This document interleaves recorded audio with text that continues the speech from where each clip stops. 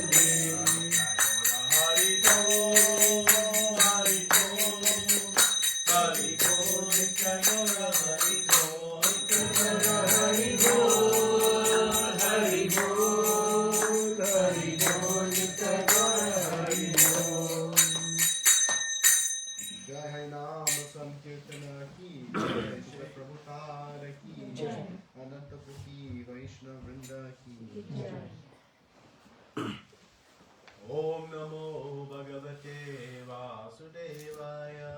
Om Namo Bhagavate Vasudevaya. Om Namo Bhagavate Vasudevaya. Om Namo Bhagavate Vasudevaya. Om Namo Bhagavate Vasudevaya. Om Namo Bhagavate Vasudevaya. Jaya Jaya Shri Chaitanya Jaya Nityananda. Jaya Jaya Shri Chaitanya Jaya Nityananda. Jaya Advaita Chandra Jaya Gaura Bhakta Vrinda. Jaya Advaita Chandra Jaya Gaura Bhakta Vrinda. Jaya Jaya Shri Chaitanya Jaya Nityananda. Jaya Jaya Shri Chaitanya Jaya Nityananda. Jaya Advaita Chandra Jaya Gaura Bhakta Vrinda. Jaya Advaita Chandra Jaya Gaura Bhakta Vrinda. Jaya Jaya Shri Chaitanya Jaya Nityananda.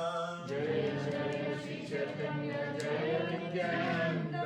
Jaya Advaita Chandra Jaya Gaura Bhakta Vrinda. Jaya Advaita Chandra Jaya Gaura Bhakta Vrinda. Hare Krishna. Hare Krishna.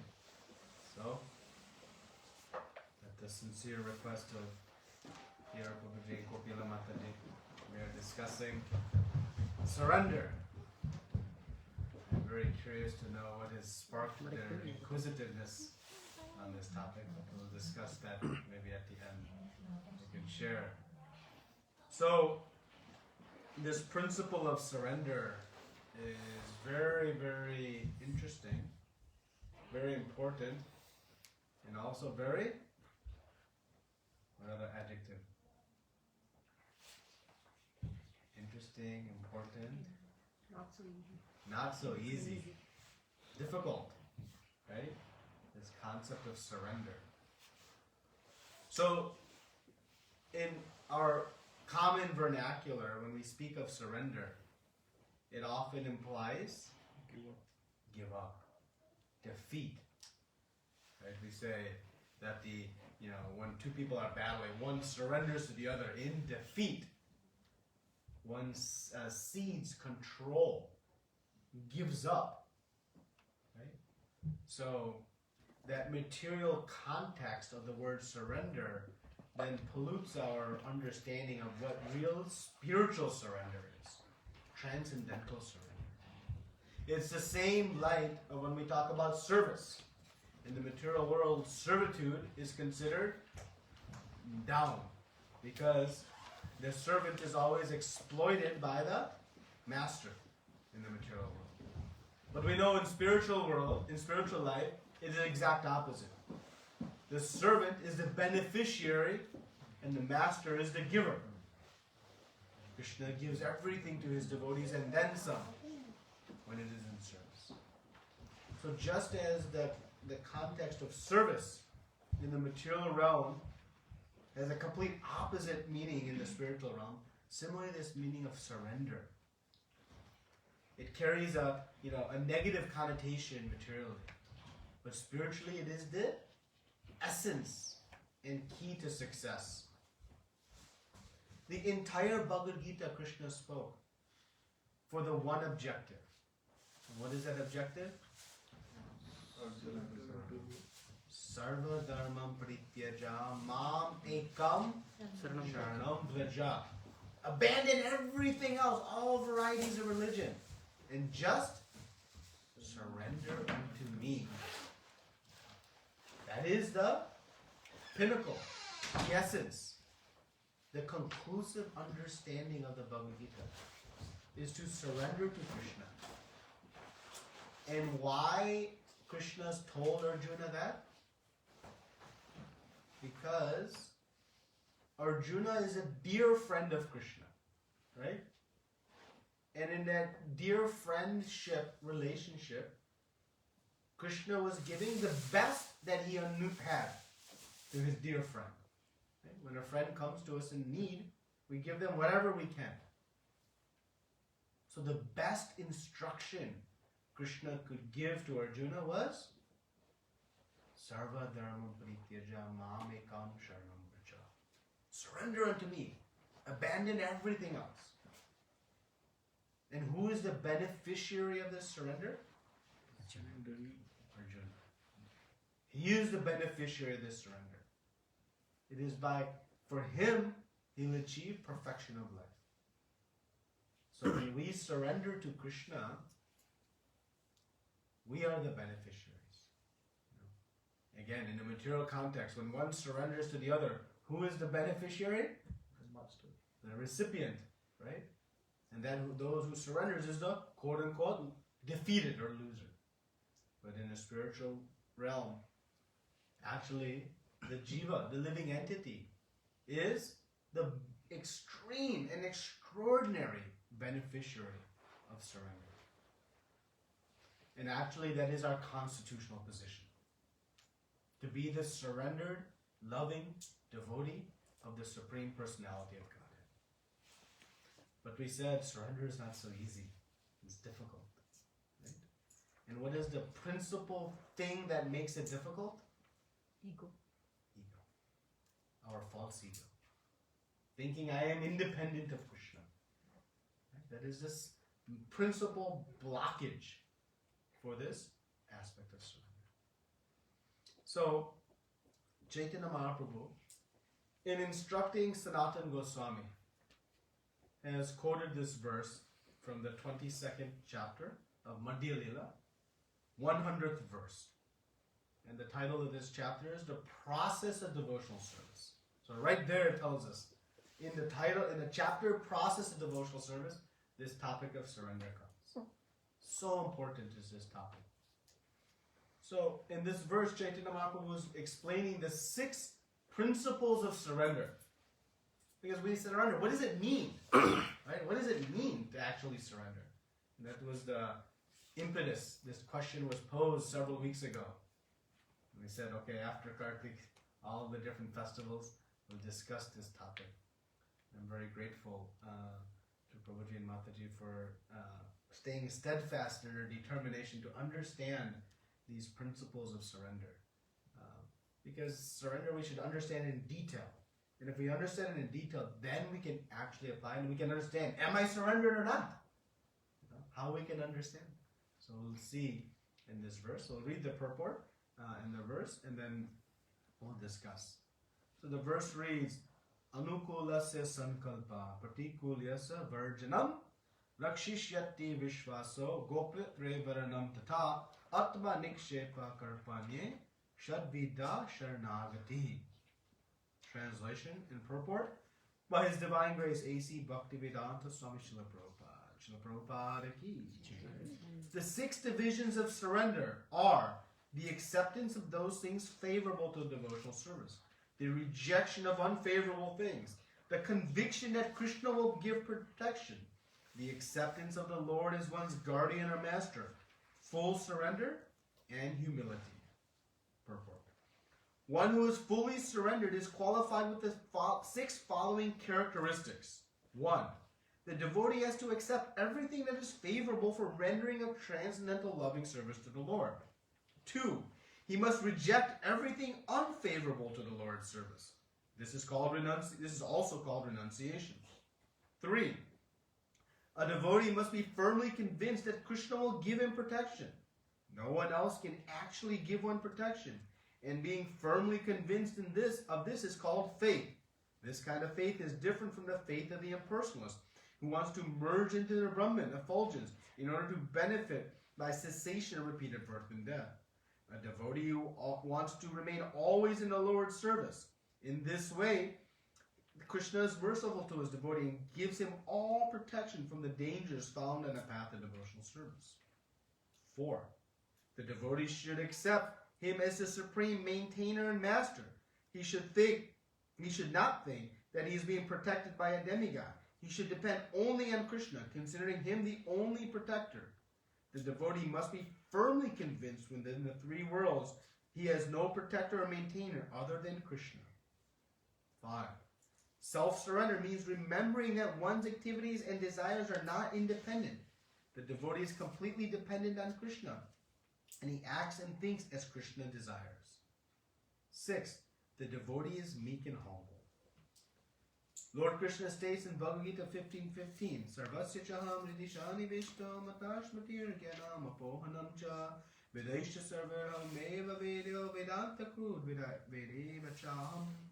I am seated in everyone's heart, and from me come remembrance, knowledge, and forgetfulness. By all the Vedas I am to be known. Indeed, I am the compiler of Vedanta, and I am the knower of the Vedas. Situated in everyone's heart, Krishna deals differently according to the living entity's position. The living entity's position is to be under the protection of the illusory energy or under the Krishna's personal protection. When the living entity is fully surrendered, he is under the direct protection of Krishna, and Krishna gives him all intelligence by which he can advance in spiritual realization. The non-devotee, however, being under the protection of illusory energy, increasingly forgets his relationship with Krishna. Sometimes it is asked how Krishna causes one to forget. Krishna personally causes devotee to forget material activities. And through the agency of Maya, Krishna causes a non-devotee to forget his devotional service. This is called apohana. Apohana. Om Jnana Timirandasya Jnananjana Shalakaya Chakshur Militam Yena Tasmai Shri Gurave Namaha Shri Chaitanya Vishtam Stapitam Yena Bhutale Swayam Rupa Kadam Mayam Nasapadantikam Vandeham Shri Guru Sudhita Padakamalam Shri Guru Vaishnavamsha Shri Rupam Sagratam Sahagana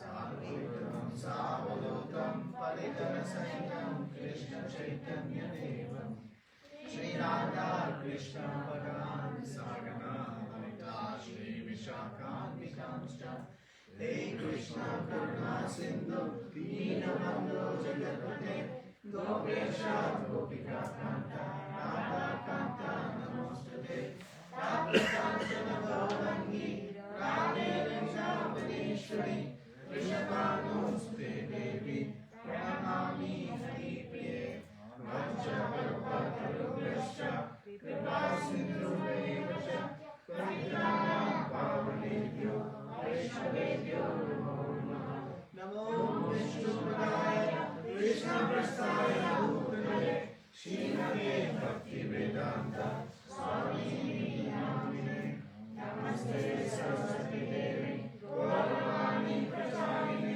Nirvishesha Sunyavani Paschatyadeshatarine Jai Shri Krishna Chaitanya Prabhu Nityananda Shri Advaita Gadadhara Shri Vasadi Gaura Govinda.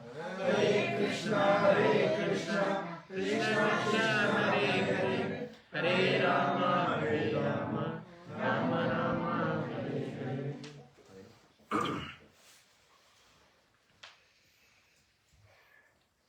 Hare Krishna. So, in the following two verses, Chaitanya Mahaprabhu explains what is the benefit of surrender. He continues saying, one whose body is fully surrendered takes shelter at the holy place where Krishna had his pastimes and prays to the Lord. My Lord, I am yours. Understanding this with his mind, he enjoys spiritual bliss. Next text. When a devotee thus fully surrenders unto Krishna's lotus feet, Krishna accepts him as one of his confidential associates. So this is the result of surrender. So, in the 15th chapter of Bhagavad Gita, Krishna says, I am the source of remembrance and forgetfulness. So when we want to forget Krishna in our relationship, Krishna, sitting in our heart, facilitates our forgetting him. And when we want to forget our material attachments, who is going to help us forget our material attachments? Krishna. If we want to remember all of our past material desires, who is going to help us remember our past material desires? Krishna. And if we want to remember Krishna as our eternal loving Father in relationship with him in devotional service, who is going to help us remember? Krishna. So who is it ultimately up to? Krishna. But whose desire? Our desire. Krishna is reciprocating with our desire. He is not forcing anything upon us. So based on our desire, Krishna will reciprocate according to our qualification. So this surrender is not like the battlefield where one is forced to surrender when there is no other hope.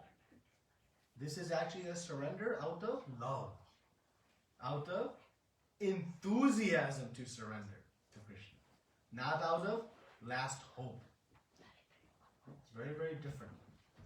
So Krishna, if we want to remember our surrendered persistence to Krishna, we should just beg to him to help us remember. Okay? So now, there were 6 principles of surrender, right? Prabhupada says the 6 characteristics. So what characteristics we should possess to know, am I surrendered to Krishna or not? How deep is my surrender? So again, surrender is not like a light switch. It's on or off. Am I going to surrender or not? There is degrees of surrender. More and more and more surrender. So our goal as we progress in devotional service is to increase our degree of surrender to Krishna. So when we hear these 6, we should not think yes or no. We should think how much, how strong am I following that characteristic or possessing that characteristic? Okay? So we may think, oh boy, I don't have any of these. No, we have some. Otherwise we would not even be here. We are surrendering our time to Krishna today. So already there's some mood of surrender within all of us. Right? Every time we chant the holy names of the Lord, we are surrendering to Krishna. So don't think, oh, I'm never surrendered. No, we have some degree of surrender already. And by understanding these principles, we'll see how to become more and more surrendered. Because again, we are the supreme beneficiary of surrendering to Krishna. Because in the material world, we see, surrender, it must be to the right purpose. One can surrender to the influence of drugs and lead to a disastrous situation. So it's not only surrender, but to whom? And Krishna is the sole and exclusive object of our surrender. At the end of today's discussion, we'll discuss one very sweet pastime from Srimad Bhagavatam, 10th canto, that really exemplifies this mood of surrender very sweetly. So we'll conclude with that discussion. But this surrender, again, is out of love to Krishna. Krishna is the singular object of our surrender. That is actually the meaning. So first, principle. This anukulasya sankalpa. This means that the devotee has to accept everything that is favorable for devotional service. So this immediately involves some amount of surrender. Because what is favorable to devotional service is enjoined in Shastra. It is not up to our own concoction. So we have to surrender our own ideas of what we think is good. Because when our own ideas come, we may think so many things is good. Oh, maybe, if I have memorized all 700 verses of Bhagavad Gita, that is best for me. Or if I, take cold showers and undergo in extreme austerity, that is good for me. Or all kinds of different ideas may come about what is good for me in spiritual life. But surrender, as is characteristic, that one accepts with faith all that is good for one in devotional service. Not just good for me personally, but good for my bhakti. So Rupa Goswami explains in Nectar of Instruction, what are the favorable things for devotional service? And he gives 6 principles that are very favorable. He says actually, one is assured complete success in bhakti if one accepts these 6 principles. So he says, Utsaha Nishchaya Dharya, that one should endeavor with great enthusiasm in devotional service. One should be Nishchaya, confident. Confident in 2 things. One, bhakti is the only means of success in life. Only. And 2, Krishna's mercy will come to help me in devotional service. Should be confident in that. It is bhakti only, and Krishna will help me. 3, one should be patient. Results are not going to come overnight. Put the hand in the bead bag for 5 minutes, realize, I am not a self-realized soul yet. No, you should be patient. Confident, patient, and enthusiastic. Right? Then, one should follow the principles of devotional service. Very important. There are enjoined principles of bhakti one should follow. One should avoid bad association. This bad association also dampens our bhakti spirit. It's like when you have a fire and you try to bring water into it. What does it do? It dampens the fire. The association of water with fire is not constructive. Similarly, if we are sincere in the path of bhakti, we should be very mindful of our association, maintaining good association and avoiding bad association. And finally, this satovati, following in the footsteps, not concocting our own ideas, but following according to Guru Sadhu Shastra, how to practice bhakti. So these are the favorable principles of devotional service. So one should accept them wholly and completely. That is a principle of surrender. In Nectar of Devotion, Rupa Goswami has given so many specific angas of bhakti. What one should do, 64 different principles of bhakti. What to do. And also, things to avoid. Sometimes telling what to do is not sufficient. We almost tell what not to do also. So he's also given, avoid these offenses. Don't make these mistakes. But these 64 angas give us very specific principles of devotional service. And of course, the first 5 of those angas constitute what main activity? What first activity? Anybody remembers? Accepting the bona fide spiritual knowledge. Accepting shelter, inquiring from him, rendering service to him, taking initiation. As Rupa Goswami says, this is the beginning of one's Krishna consciousness.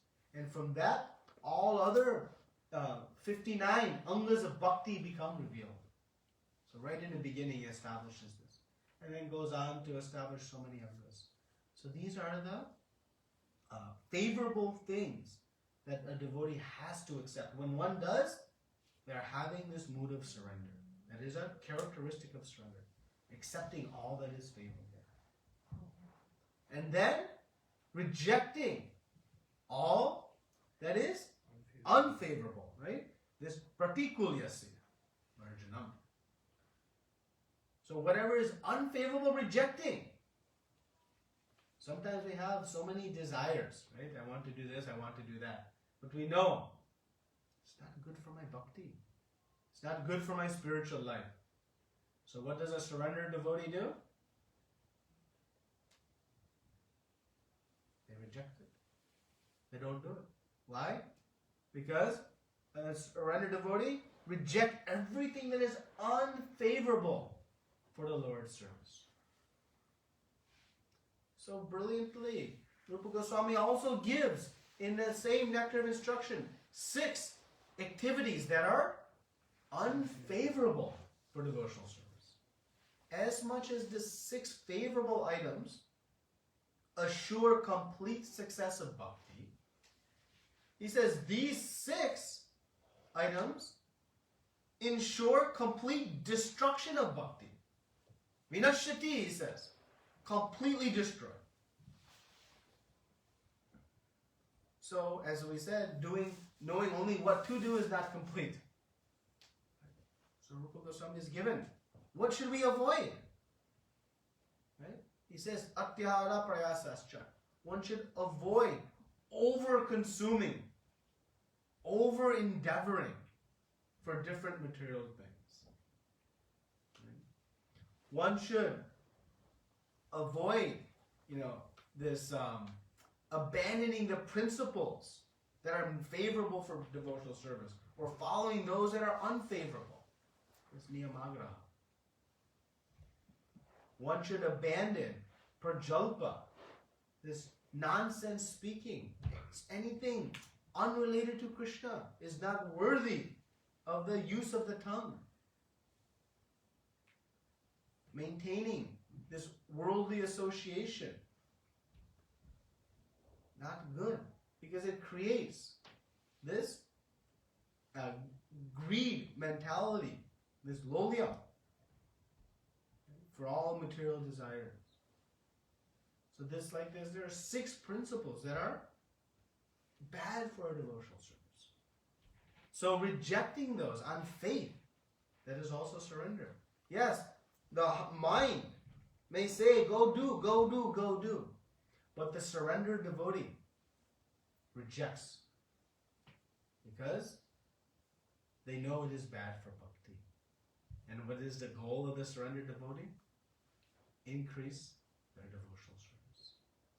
So these are the first 2 principles of surrender. Accepting what is favorable and rejecting what is unfavorable. Because the surrendered devotee's goal is singular. How I can become more dear to Krishna. So willing to even reject the things that they may want to do. That takes surrender, right? That takes surrender. Just like a child, sometimes in a home, wants to do different activities. But they ultimately have to surrender to mother and father. Sometimes by force, right? Sometimes out of understanding. So similarly, this is a very important principles of surrender. Accepting and rejecting the favorable and unfavorable things in bhakti. Okay? Now number 3.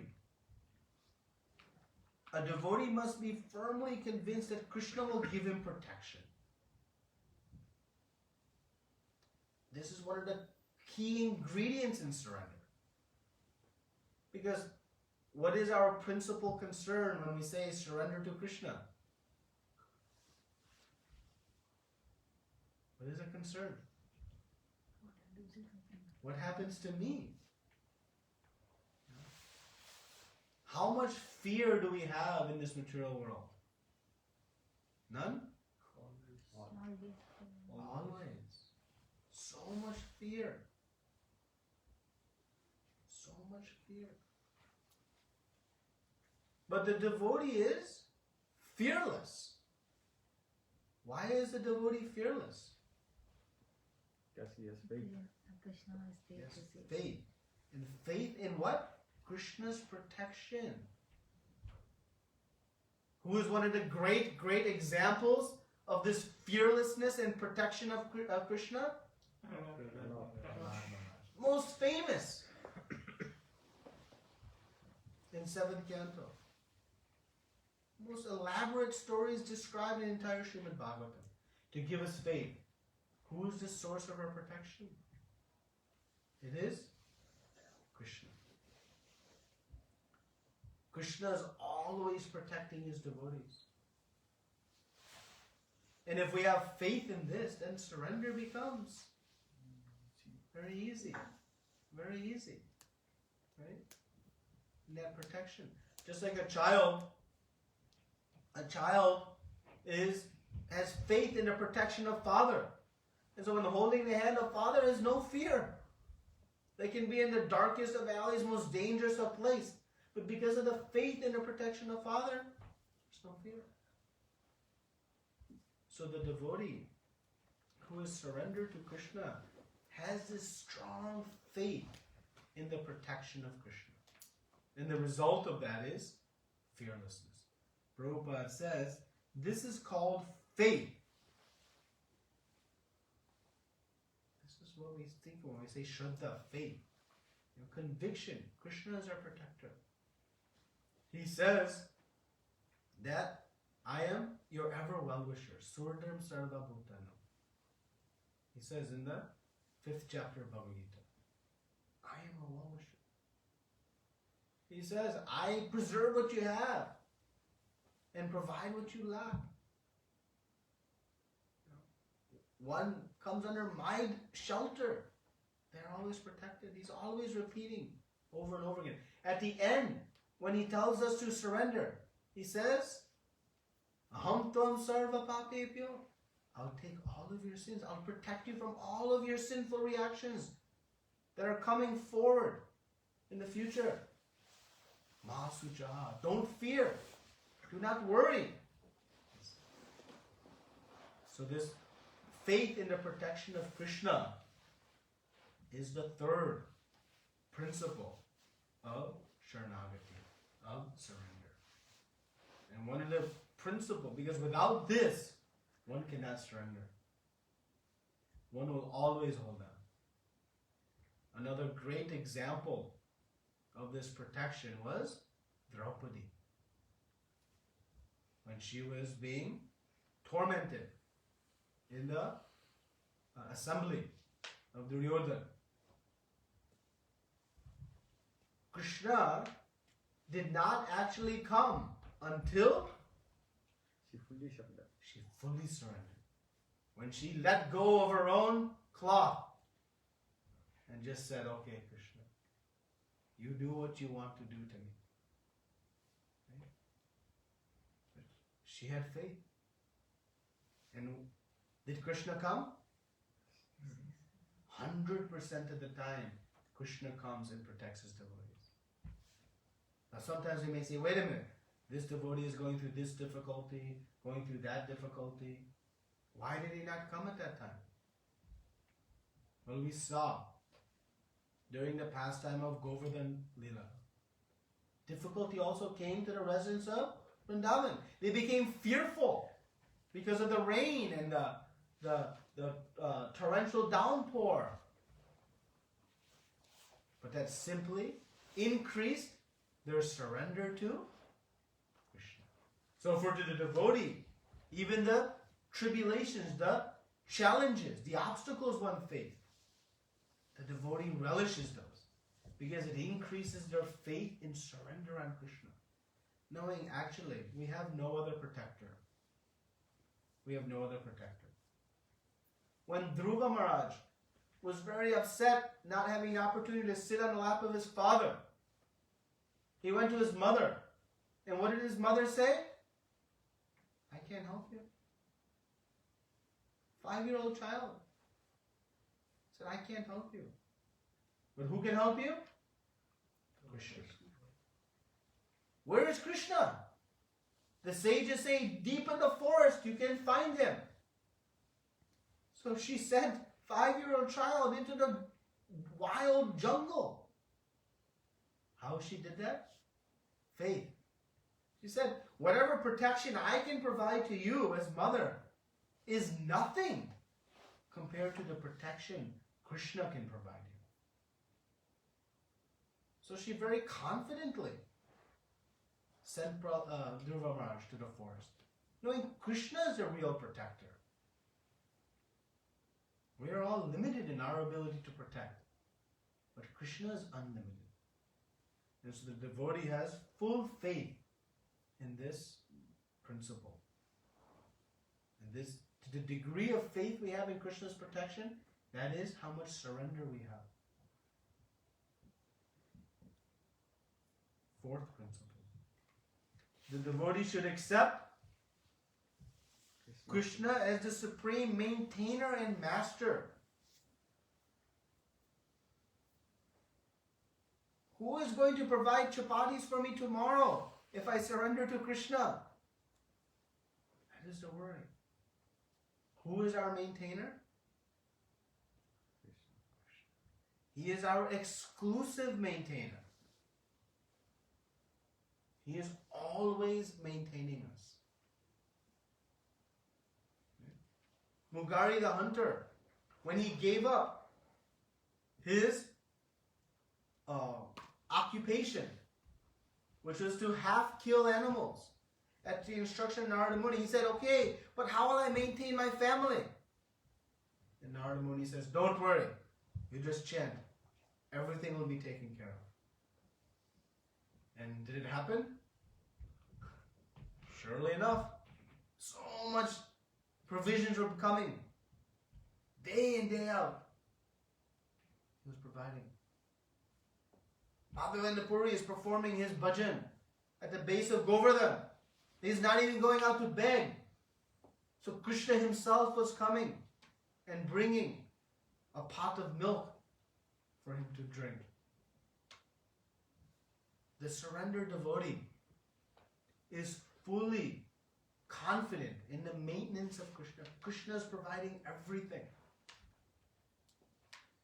My bank account, my social security, my government, none of that is able to maintain me like Krishna can. And that is the mood of the surrendered devotee. So how much faith do we have that Krishna is our exclusive maintainer? That defines the degree of our surrender. So now in both 3 and 4, the maintenance and protection, one question comes, or one's potential deviation occurs, that if Krishna is my protector, I can be careless. I can put myself in any condition. Krishna will protect me. No, that is not the mindset. The devotee is always very careful to protect themselves with their intelligence. But they don't become fearful, because ultimately they are in faith of Krishna's plan. When Prahlad Maharaj was thrown into the pit of snakes, he did not jump into the pit of snakes saying, oh, Krishna will protect me if he wants. No, he was put into that situation. So when he was sitting in a pit of snakes, he said, if these snakes, by Krishna's desire, are to bite me, they're going to bite me. And if Krishna doesn't want them to bite me, they won't. So what is the use and value of my fear? Krishna is the supreme controller. Not even a blade of grass can sway in the wind. So if I am meant to be destroyed at this moment, then it'll happen. And if Krishna wants me to be preserved, it will happen. This is the mood. It's such a liberating position and condition. One becomes so free from all of this anxiety. But one doesn't put themselves in a position to need and request the services of Krishna to protect. So one doesn't put themselves in harm's way willingly. Similarly, maintenance. One can think, okay, I can just sit back and do nothing, and Krishna will deliver me my chapatis. One must put forth their effort. One must put forth their endeavor. But have faith that ultimately is Krishna as my maintainer, nobody else. So we must do our part. But then we become very free of concern and fear. That's surrender. Okay. The fifth principle is the full self-surrender. This means that one has no other interest besides Krishna's interest. One is exclusively devoted to the desire of Krishna. Knowing I am part and parcel of Krishna. I was created for one purpose. And that is to be enjoyed by Krishna. And the devotee thus has no other desire. But how I can please Krishna? Single purpose.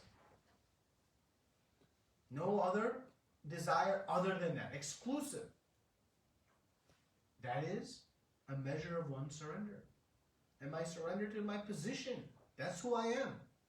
That is my eternal position. So Prabhupada says, devotee is completely dependent and acts and thinks as Krishna desires. So one surrenders their own desires and simply acts as Krishna desires. Now sometimes we wonder, whew, that's heavy. Only what Krishna desires? But what does Krishna desire for all of us? To come back to him. And why? No more suffering. Huh? Yeah, wants us to be happy. Because he wants? Us to be happy. What is the only desire of mother and father for their children? Happy. Any other desire? When mother and father says, listen to me, follow me. Their only desire in giving an instruction is to make the kids ultimately happy. That is the only desire. So what is Krishna's only desire for us? To be happy. To be in bliss. Krishna wants all, we are all his children. He wants us simply to enjoy. So the devotee knows and has full faith in this. So he surrenders to Krishna's desire. Because our own desires has gotten us into any trouble? Once or twice? More than once or twice? All the time. All the time. So the devotee surrenders their free will. Says, I am not responsible with my own free will. I keep making mistake after mistake and I just get faced with better I do what Krishna wants me to do. That is the better, safer outcome for me. Because Krishna's desire is always perfect. Mine, not so much. So the devotee has great mood of surrender to Krishna's desire, giving up one's own. And so all of this brings us to the final characteristic, and that is humility. It takes great humility to admit I cannot protect myself. It takes great humility to admit I cannot even maintain myself. It takes great humility to admit that my own desires are actually less beneficial for me than Krishna's desires. It takes great humility to understand and accept, yes, these are favorable for me and these are unfavorable, even though my heart and mind says otherwise. So this humility is the critical principal ingredient to be able to surrender. Because we said in the beginning, what makes it so difficult? Our ego, our false ego. That I can do this on my own. And that blocks our mood of surrender. But when there is humility, then this mood of surrender can develop. So these are 6 characteristics of surrender. And so we can evaluate, how much am I surrendered? By how much am I accepting those that things are good for me and rejecting the things that are bad for me? How much faith do I have in the protection of Krishna? How much acknowledgement do I have that Krishna is my only maintainer? How much have I surrendered my own desires to the desire of Krishna, exclusively focused on Krishna? And how much humility do I have? This is a measure of our surrender. And it is not yes or no. It is degrees. And our goal, by the practice of devotional service, is to increase our surrender. Because Krishna is the singular, exclusive object of our surrender. And this is why Krishna says, Sarva dharma parijya mam ekam sharanam vraja. You surrender mam ekam. Abandon all others. Sarva dharma. Everything else. Because this is what is best for us. If we want what is best, this is it. If you want secondary or third or fourth, then there are other things we can surrender to. But if we want the best of the best, this is it. And so to learn surrender. Now, does this seem easy after understanding all of this? Anybody thinks, oh, piece of cake, I got this, I'm surrendered? Anybody finds it easy? We have the formula. So what does Krishna say? He says, you, living entity, you accept a bona fide spiritual master. Because by surrendering to Guru, one will then learn to surrender to Krishna. The role of Guru is to teach us how to surrender to Krishna. Surrendering to Krishna is difficult. So the interim step is we learn how to surrender to Guru. Even that we have some reservations, some concerns, some challenges. But when we surrender to Guru, the Guru teaches us how to ultimately surrender to Krishna. And that is why Rupa Goswami established in the first Angas of Bhakti this principle.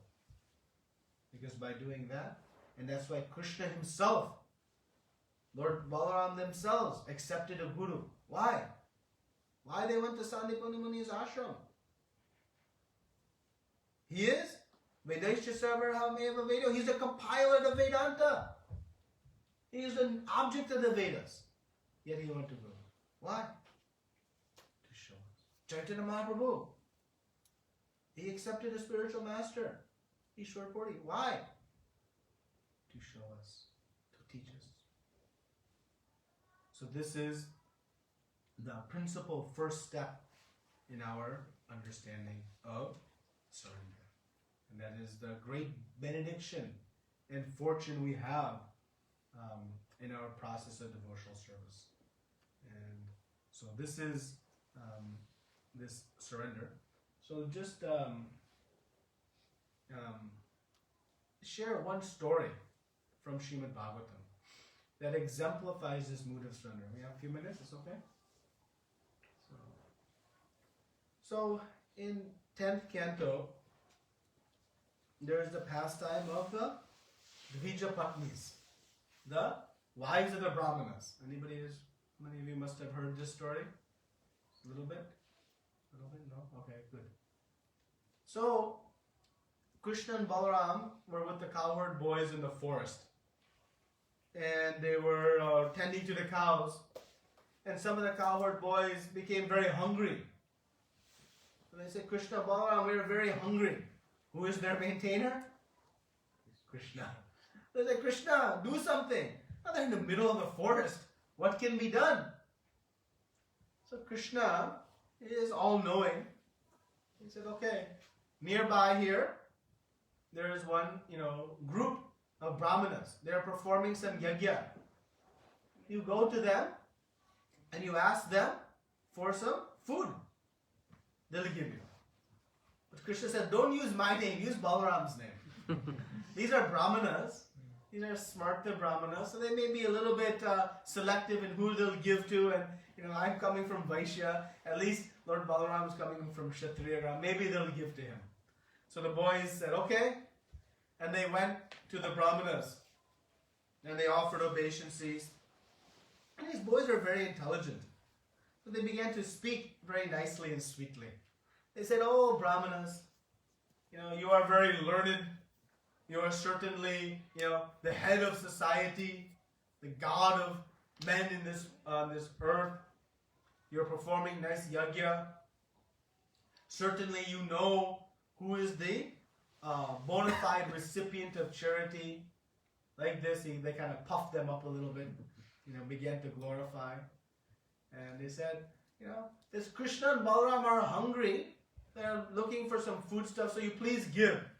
And then they went further. They said, you are coming to the perfect opportunity in your yajna, where it is now time, where it is quite appropriate that this food can be given to Krishna. He is right here. He is the object of your yajna. And so you please give some foods. But these brahmanas were so misguided in their practice that they could not understand. So much so they didn't even respond to the boys. They simply just carried on with their chanting of mantras and offering grains and performing their yajna. They did not even pay credence. So the boys came back. They were quite dejected. Prabhupada comments and Krishna comments that one should not be dejected in begging. There will be some success and some setbacks. One should not lament. So Krishna said, no problem to the boys. He said, you go back. Said, why go back? You go back. You ask the wives of the Brahmanas. You ask them. You tell them, Krishna and Balaram are here and they are hungry. Really? So the boys went back and they offered again their obeisances to the wives of the Brahmanas, who were very nicely decorated and participating. And they said that Krishna and Balaram are hungry. Before they could even finish the word hungry, they began packing up all the bhoga, everything that was being used, packing containers and containers, tiffins and tiffins of food. And they started packing everything up. The boys were surprised. Really? They didn't even hesitate a moment. Then, as they're packing up, the husbands said, no, you cannot go. The fathers, brothers, they all said, no, you cannot go. Don't go. Don't take this. And the wives simply left. They left all the food. Said, Krishna and Balaram are hungry. And they went. And they approached Krishna. Krishna was off for some distance. Now they had been anticipating to see Krishna for so long. Though they were in Vrindavan, they had not even seen Krishna. They were meditating in their heart. Now was Krishna and Balaram really hungry? Were the boys hungry? If they were hungry, they could have just simply provided anything instantly. But actually this was to give great mercy to both the wives and the brahmanas, as we'll see. So the wives, their strong desire to see Krishna was finally fulfilled.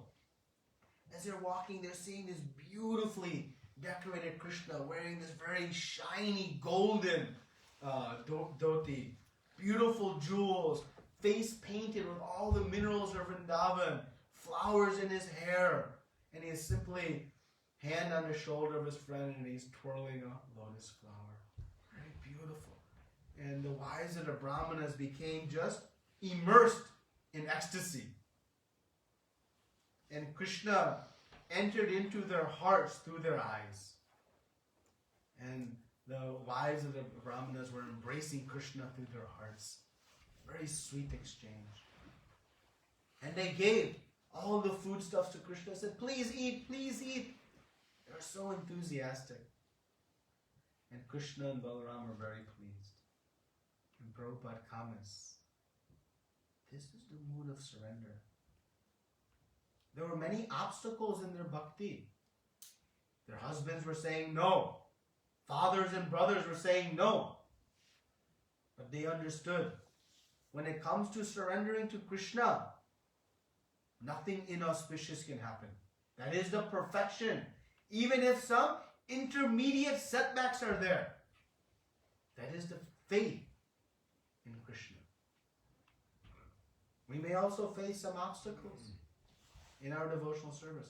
Some, potential turmoil. But the wives of the Brahmanas knew. Doesn't matter. When it comes to Krishna, nothing else matters. Everything else becomes secondary. Social norms, prescribed duties, dharmic principles, all of that is secondary to Krishna. And they exemplify this great mood of surrender. So after Krishna and Balaram had eaten, the wives of the Brahmanas were told by Krishna, okay, now you can go back home. I said, what?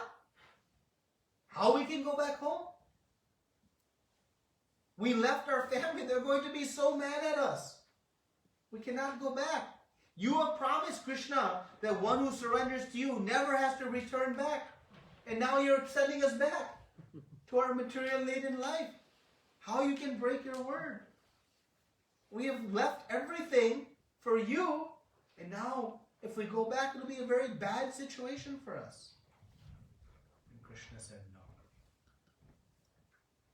And Prabhupada comments that when one surrenders to Krishna, actually it brings about all auspiciousness.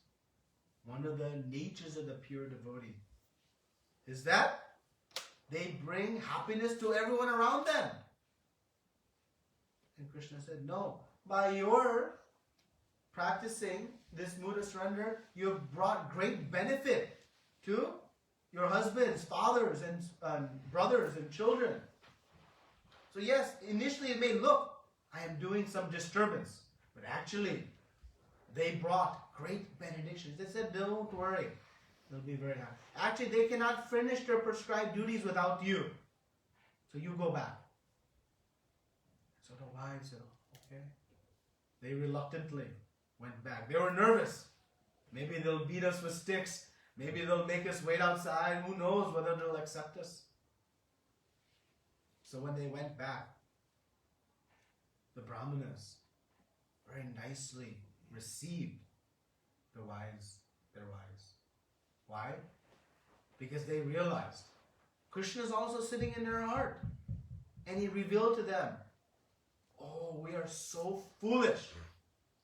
We are doing all these yajnas, but we are forgetting Bhoktaram Yajna Tapasam. Who is the ultimate beneficiary of all yajna? Krishna. And he is asking, and we told him no. How stupid we could have been, these Brahmanas said. They said, to hell with all of our Vedic knowledge. To hell with all of our auspicious rituals and sacrifices. To hell with everything that we have done.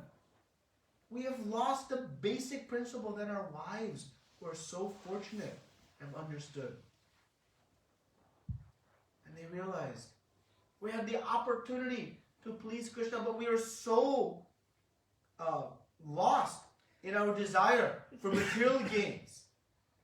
They're doing all these karma kanda sacrifices that they lost the opportunity to do it.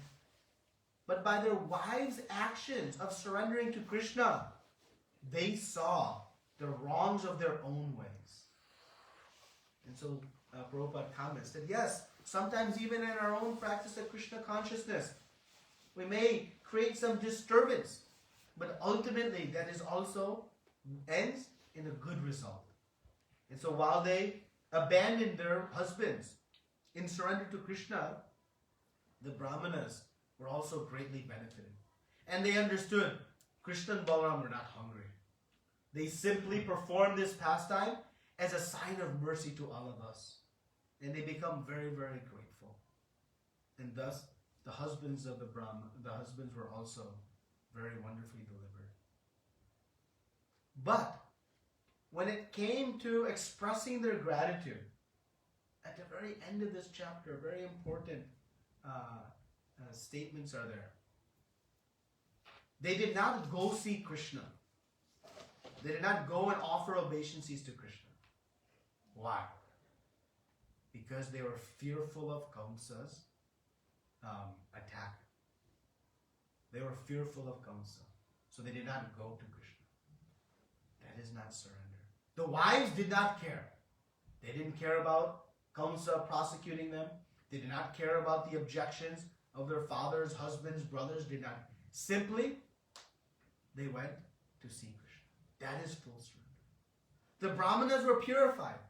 but they did not fully surrender. They could not, or they felt some concern about their safety and what Kamsa might do. And thus they lost the opportunity. Krishna was just nearby. And they did not get the opportunity because they did not fully surrender. So as I mentioned, surrender is degrees. And the lives of the Brahmanas were fully surrendered in the midst of all obstacles. We have this Krishna consciousness right within our grasp. Right here.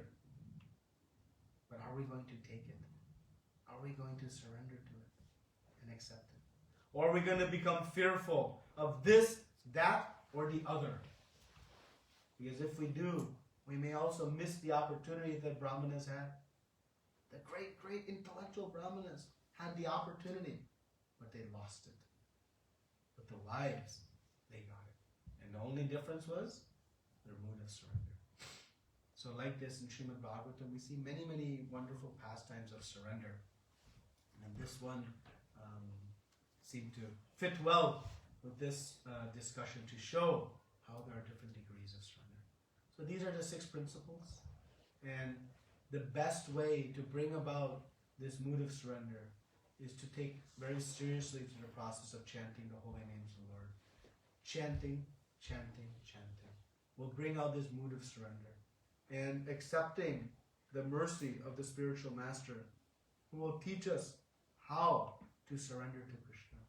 This is the most potent way to understand these principles that Chaitanya Mahaprabhu was explaining to Sanatana Goswami. Okay. Thank you very much. Srila Prabhupada ki jai. Ananta Koti Vaishnavrinda ki jai. Any questions, comments, discussion?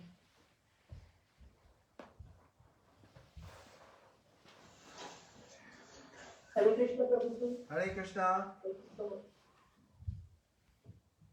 Thank you so much, Prabhuji. We are like completely. Yeah. It was so amazing and it was so captivated, Prabhuji, throughout the entire class. So, Prabhuji, a couple of curiosities into that. That you might be expecting some questions from me already. Right? Yes. That's a good one. So the first one is probably, as you started with that, in everyone's heart, Krishna is there and he is the reason for forgetfulness and the remembrance. I was wondering that how unfortunate we are that we are not able to awaken that spirit to remember him at so early age. Why it is like that, Prabhuji? Why we are not able to awaken that at a very early age, and why we realize this thing? You know, it's like I feel that my 2/3 of the life is already gone and just doing nothing, and now it's probably too late to to even awaken that. It is not that Prabhuji, I wanted to forget it, but I was not aware of it. When how to like Prabhuji, I'm feeling so much rich thing. Yeah, so remember, we are only looking at, we've had millions of lifetimes. So what is 10 or 20 or 30 years? Nothing. So use that feeling of lateness to become enthusiastic, sincere, and inspired. Not to waste one more day, one more hour, one more minute. That is the best. Because it is never too late. Remember, by the sincerity of our desire, one can instantly become fully surrendered to Krishna. If one fully desires, because Krishna is not the cause of our remembrance or forgetfulness. He simply reciprocates with our desire. So if from this point forward we desire intensely to be surrendered to Krishna, and truly in the core of our heart have that desire, it will happen instantly. So don't think it's too late, but use that as motivation not to waste another minute, another millisecond. And if we do, everything will happen. Remember Katavanga Maharaj, the great pastime. He was fighting on behalf of the demigods. And then he realized, wait a minute, what time is it? Oh, it's time for me to go. I'm about to leave my body. And in an instant, he meditated on Krishna and went back home to Godhead. Now, of course, that is somebody great. We cannot have that sort of foresight. So wherever we are in our lifespan, yes, we may lament, I wish I would have started early. But Krishna conscious bhakti is so potent, so powerful, that regardless of where we start in our life, it can assure complete success. So don't be discouraged, but use it as motivation. See, sometimes we get into this mood of later, tomorrow. When I was a child, my father would ask me to do something. I say, yeah, Dad, I'll do it tomorrow. He says, for you, tomorrow never comes. I said, yes, and now I understand that. So let us not use tomorrow, but say today, I'll do it. And don't lament. You still have plenty of time. And just stay sincere and all will be perfect. So don't pray. Thank you, Prabhuji. And the second question is, Prabhuji, you very precisely described the 6 principles of surrender. So Prabhuji, and you also mentioned that it's not like yes or no, it's like basically degree which increases. So how we can implement this all 6 principles at the same time? Because if I assume that if you do like one by one, probably you might not be able to reach to the ultimate objective of surrender. So how can we do that 6? Or maybe is it something that first we can do this is in a little higher proportion compared to then, that way it's like faster and we can achieve that one probably. Yeah, I mean the best way is to again follow the principles of bhakti very sincerely. When we follow the principles of bhakti, these moods of surrender automatically happen. We accept what is favorable and reject what is unfavorable. It happens automatically.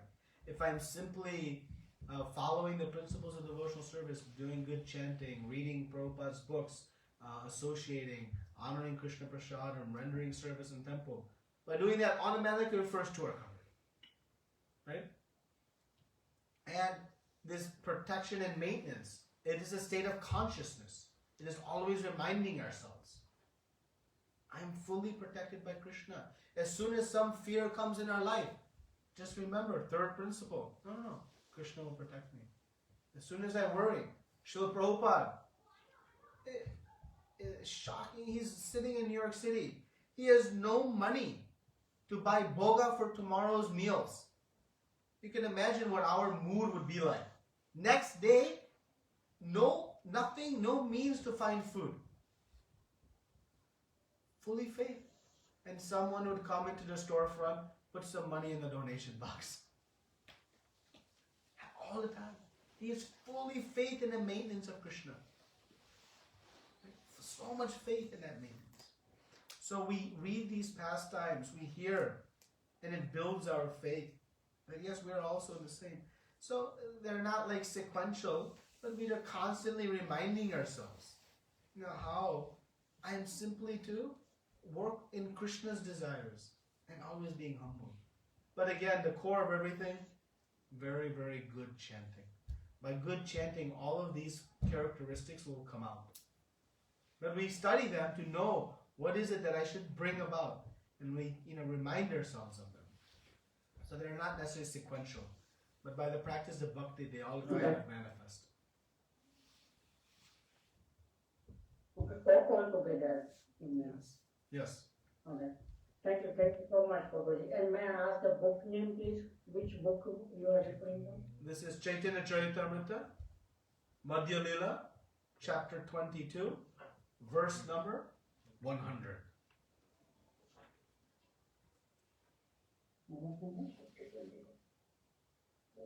Okay.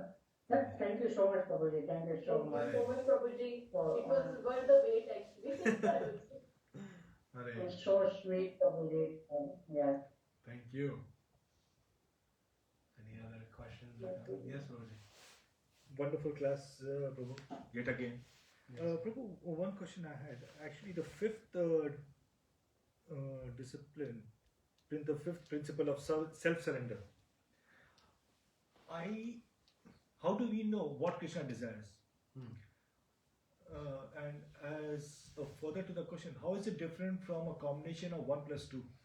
The first principle and the second principle, because the first principle is what's favorable. Second principle is what's not favorable. If I'm doing both of them, then why do I need the fifth principle? Yeah. So again, they're all interrelated. But your first question, how to know what Krishna wants from me, that is a very important question, right? And again, it brings us back to the same topic, which is who instructs us, who guides us in understanding what Krishna wants? Guru Sadhu. The spiritual master is the external representative of Super Soul, Paramatma. The Chaitya Guru, externally represented as the bona fide Guru. And so the bona fide Guru guides us in devotional service.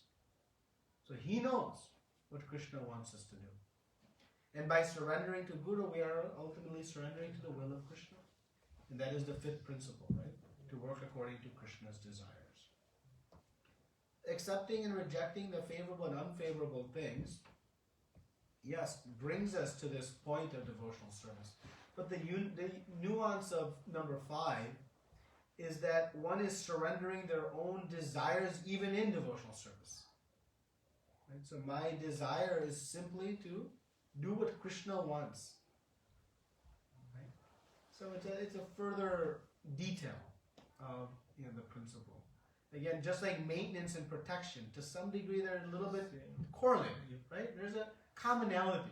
They're not necessarily so distinct. Prabhupada comment says protector and maintainer in describing the fourth principle. So they're kind of somewhat similar, but they're a little bit different. So that will explain why, because I had a third follow-up question. Why the term self-surrender, not just surrender? I mean, you already answered that. So, thank you, Prabhu. Another thing was, does Krishna know about our level of surrender? Of course. So if that is the case, then the pastime that you mentioned, why did he not send his cowherd friends directly to the wives? Why did he want to send it to the husbands first? Yeah. Because he knew the level of surrender, he knew that food is not going to come. Because he was trying to deliver the brahmanas also. They became aware of their mistake. If they went just to the wives, they would have not known, wait a minute, we said no. His objective was not to fill his belly. Exactly, to give them the opportunity. He was simply giving mercy. He was delivering. We see, how Supreme Lord can be hungry and begging for food. What kind of Lord do you have? It's foolish. No. He was delivering both of them. Fulfilling the desire of the brahmanas, the wives. The wives were anxiously waiting, constantly meditating on how to see. Actually, one of the wives was held back. She could not go. And when the other wives came back and they're describing the glories of Krishna, she left her body. She was in such ecstasy of hearing that she left her body right there. This is described in this 10th canto. So you can see their mood was so, that was fulfilled and the brahmanas were delivered. Krishna does many things with one action. Right? Thank you, Guru. Very concise answers. I asked this question before, but I still want some more. Yes. So we say about surrender, but what about you also hear that we should surrender with our intelligence. Don't surrender your intelligence. Even Prabhupada says that. So could you explain how, what way that we can surrender, but at the same time we are not considered that if we are doing that, one might consider that they just. Yeah. So first we must be intelligent where to surrender. So with our intelligence, we know we can't surrender just, I'll surrender to some person on the street, or I'll surrender to my sense desires. That's surrender. Or I'll surrender to some drugs, or else, that's surrender. No, we must use our intelligence, know where to surrender, and that is to Krishna. So that is the first thing. That is our intelligence. Our intelligence must bring us to understand what is the perfect mood of surrender. But in surrender, I said maintenance, protection. That doesn't mean, oh, we just sit back and do nothing because Krishna will bring. No, we put forth we have to do our part. So we use our intelligence and perform whatever great activities we can. But we are fully surrendered on the mercy of Krishna, knowing it will happen. Prabhupada used his intelligence in every action he did, though he was fully surrendered to Krishna. So when it's surrender, doesn't mean we become just lazy. No, we use our intelligence, we use our abilities. But we know that ultimately Krishna will bring the results if they are going to come. And if they're not going to come, no problem. My job is simply to do the best that I can do. With whatever ability I have, that is also given by Krishna. So I should use it in Krishna's service.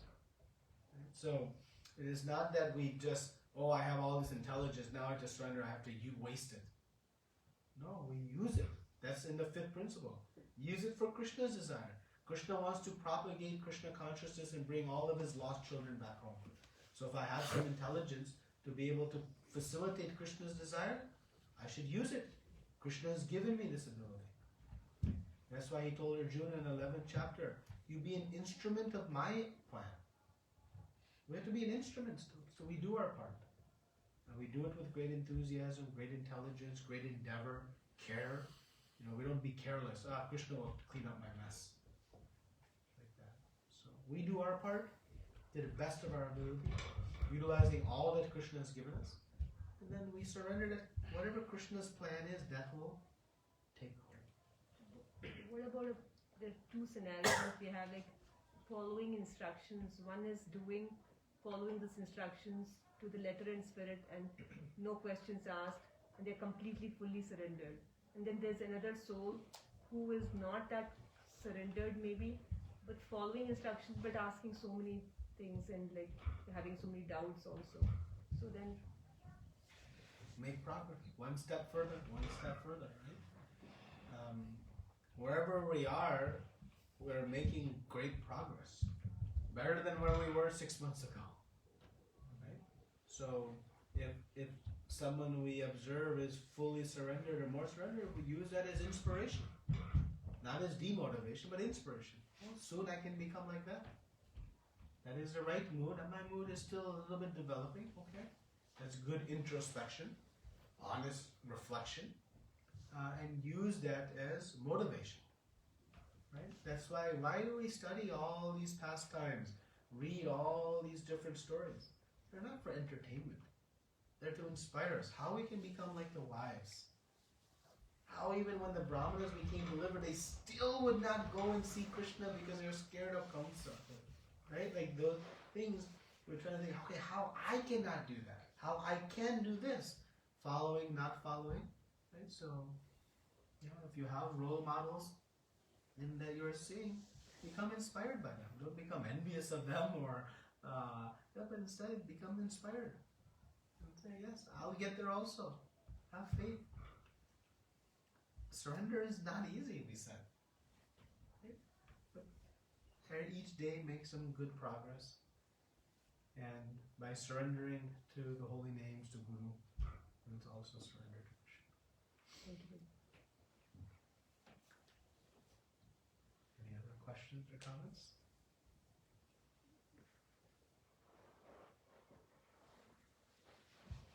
Everyone is ready to surrender? Shall we chant? Prabhupada ki Jai, Ananta Koti Vaishnava Vrinda.